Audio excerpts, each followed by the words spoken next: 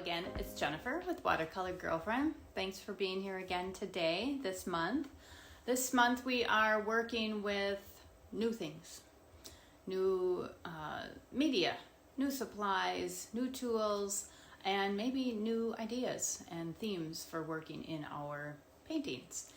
So today we've done a bunch. You can see them in the videos. We did cookie cutters last time. I'd found some cookie cutters. This time I wanted to, and we've worked with some new tools like a fork, which I really wanted to work with, and some saran wrap, which are things that you collect and see somebody else may be using. You're like, oh, I want to try that, and you just never get to it. So we want to make sure that we give those a try now. So this time we're going to work with these, and I worked in two different sizes at the same time, and I wanted to work with a word. And I came up with my word.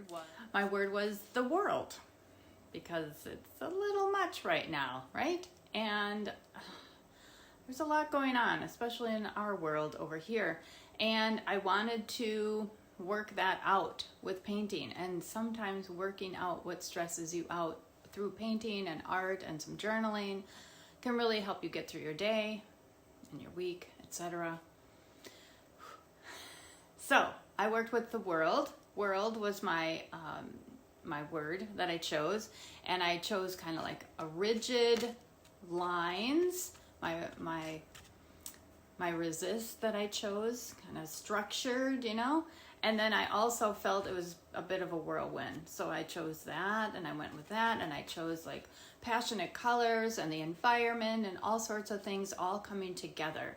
But I also wanted to do something fun, right? Because that's why I'm here today for 30 minutes, having a good time, relaxing, just enjoying myself.